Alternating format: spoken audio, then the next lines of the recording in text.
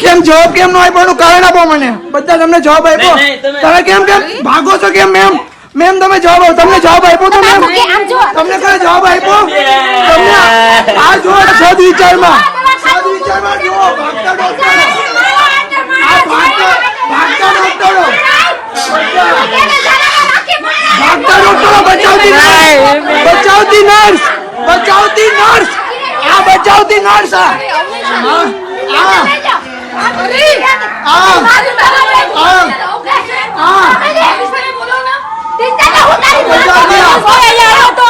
આ ભાગતા અને હંકારતા ડોક્ટરો.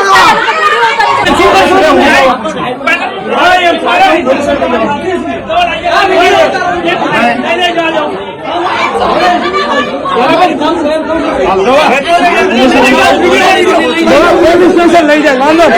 પોલીસ સ્ટેશન લઈ જાય છે. જેને એક માતાનું ખૂન કર્યું.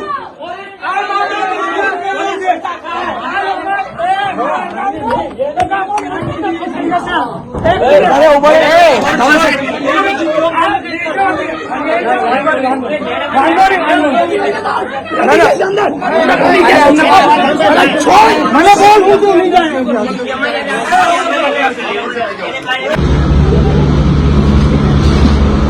જી બેન, તમારું નામ? મારું નામ સોનલ ગોસ્વામી.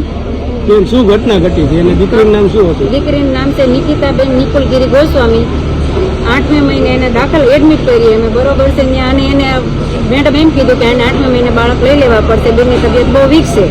એટલે અમે કીધું કે વાંધો નહીં, તમે 8મા મહિને તમે તારે સીઝર કરી લો એમ. તો સીઝર કર્યું તો પછી મેડમને મને વાત તો કરવી જોઈએ કે નહીં, તમારું પેશન્ટ બહુ ઓલું છે, તકલીફમાં છે, તો અમે બીજે હોસ્પિટલે તો લઈ જા તમે એને. તો મેડમે અમને કોઈ વાત કરી નહીં અને મેડમ ડિલિવરી કરાવીને સીધા પછી જમવા જતા રહ્યા. પછી મેં મેડમને પૂછ્યું કે મેડમ કેમ છે દીકરીને અમારે? તો કે બરોબર છે, વ્યવસ્થિત છે. તો મેડમ વયા ગયા. મેડમની બેદરકારી છે ને, અમારે ન્યાય જોઈશ, બીજું કોઈ વસ્તુ નથી જોતી, અમારે ન્યાય. કઈ હોસ્પિટલ હતી? સદવિશાળ. પોલીસનો એટલો સહકાર નથી, પોલીસનો સરકાર નથી, સહકાર છે જ નહીં અમારા ઉપર કઈ. શું માંગ છે તમારી? માંગ અમારી ન્યાય જોઈએ. અમારે ફાઇલ નથી આપતા કે કોઈ વસ્તુ નથી કરતા. જી નમસ્કાર, મારું નામ છે હિતેશગીરી ગોસ્વામી.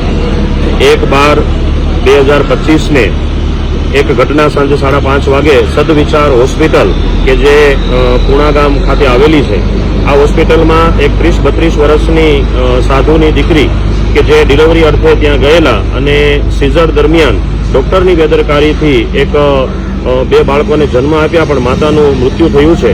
પરિવારજનોનો ગઈકાલથી લઈ અત્યાર સુધીનો આક્રંદ એટલો જ છે કે જલ્દીથી જલ્દી એફઆઈઆર કરવામાં આવે અને એફઆઈઆર બાદ જ તે બોડીને સ્વીકારવામાં આવશે. ગઈકાલે રાત્રે 500-700 વ્યક્તિઓ દ્વારા હોસ્પિટલનો ઘેરાવ કર્યો હતો. પોલીસ પ્રશાસન પણ વધારે હતું ત્યાં, અને પોલીસ પ્રશાસનના કહેવા પ્રમાણે કે હા અમે એફઆઈઆર કરી દઈશું, અને ત્યારના એમના સમજાવ્યા પછી જ તે પરિવારજનોએ ત્યાંથી બોડી પીએમ સ્મીમેર હોસ્પિટલ ખાતે લાવવામાં આવી.